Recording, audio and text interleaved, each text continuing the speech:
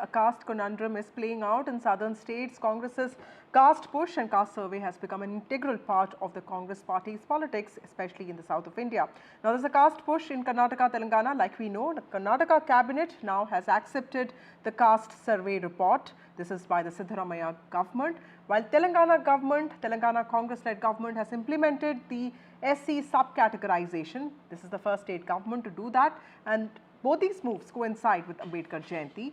BJP has called both these moves unscientific. In fact, it has called caste survey completely unscientific. So Telangana is 17ನೇ ತಾರೀಕು ಅದಕ್ಕೋಸ್ಕರ ಚರ್ಚೆ ಮಾಡಲಿಕ್ಕೋಸ್ಕರ cabinet meeting ಅದೊಂದೇ subject ಇಟ್ಕೊಂಡು ಕರೆದಿದ್ದೀವಿ. ಅಲ್ಲಿ ಚರ್ಚೆ ಮಾಡ್ತೀವಿ. ಚರ್ಚೆ ಮಾಡಿದ ಮೇಲೆ ಮಾತಾಡ್ತಾರೆ.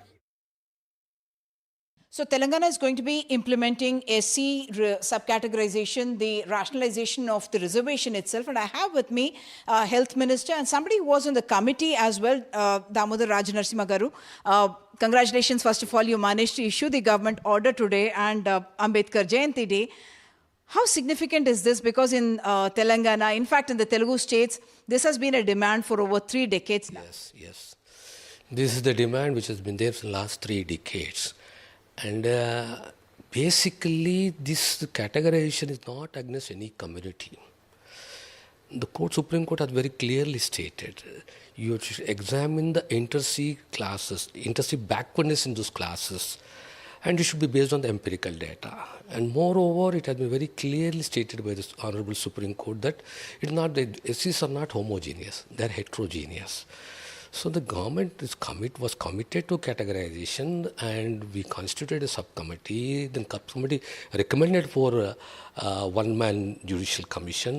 It was headed by a retired judge, and within a span of 3 months, we were given a recommendation.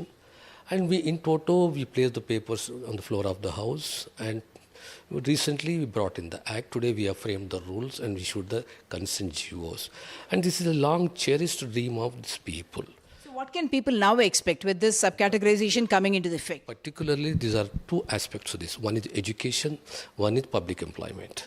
So this is the entire community is 59 communities of the SCs in Telangana with a population based on 2011 census is about 52 lakhs and odd, about 59 communities. In these communities, these have been divided into Group 1, Group 2, Group 3. And particularly those communities which are absolutely disadvantageous, backward, they have been brought into one group. And they have been given additional 0.5% reservation. So that tomorrow in the education field, in getting the admissions into the institutions as well as the public employment, they should not be denied the right. They should be given opportunity plus flexibility also. Okay, joining me now is Bhaskar Rao, who is the spokesperson of BJP Karnataka. We also have Deepak Thimaiya, spokesperson, Congress Party. Thank you both of you for joining me on this broadcast. To you, Bhaskar Rao, first, I remember in Telangana, it was Prime Minister Narendra Modi who set in motion the subcategorization of the Madiga subcategorization process. So this is clearly something that the party also believes in, that reservation is important for uplifting people. At the same time, there are people who get left out even despite reservation process being there, and those communities also have to be brought into mainstream. So this is something that should make you happy, the subcategorization, isn't it?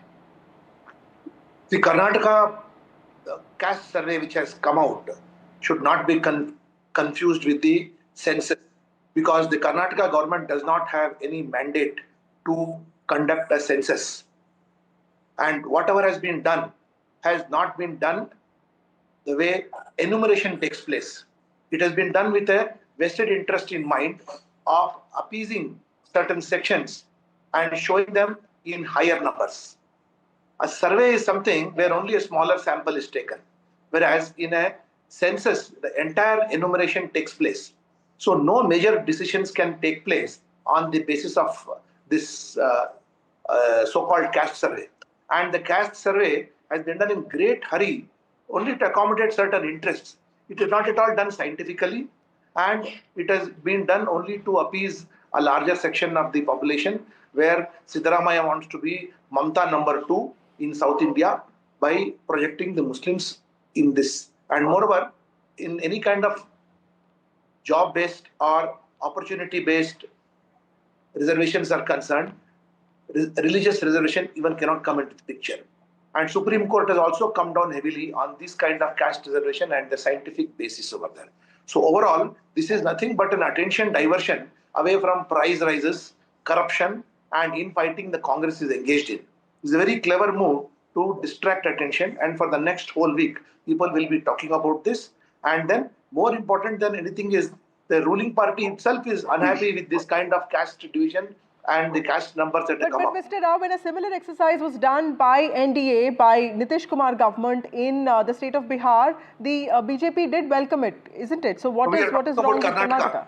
We are discussing about Karnataka, and we are discussing Karnataka's okay, so you're saying that Bihar's process was scientific, but Karnataka's wasn't. Okay, Deepak Thimaiya, how, this charge that an enumeration process did not take place. All of us know that census takes a long time. We know that a house listing thing takes place, and of course after that, there's a whole enumeration exercise that will go on for several months. The charge against the Congress party that all of this was done to just show some communities as, predominant in the state just for vote bank politics. How do you see this charge, and how are you going to counter this politically?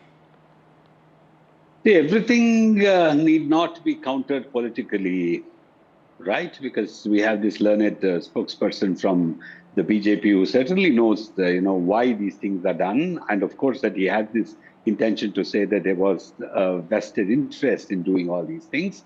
But the state, as much as the center, also has a responsibility to do things for its people, for the people in the state, to ensure that things are distributed, or the benefits are distributed, and the welfare schemes are distributed equitably.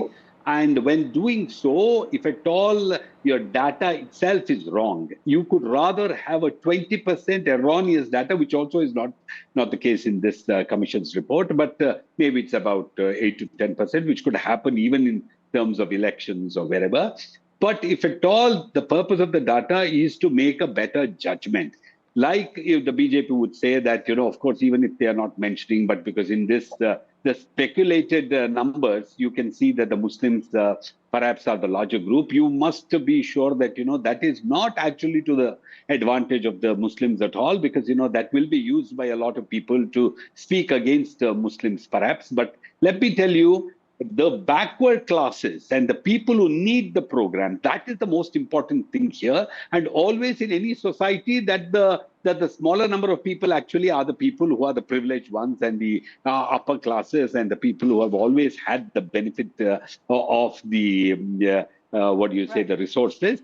So when Mr. Bhaskar Rao says that, there is, like always the BJP does, it always sees some nefarious objective in everything that the Congress does. And in spite of all those suppositions, Congress has been doing very well. Why do you see politics, why do you see nefarious intent in everything that the Congress does, is what the Congress spokesperson is asking?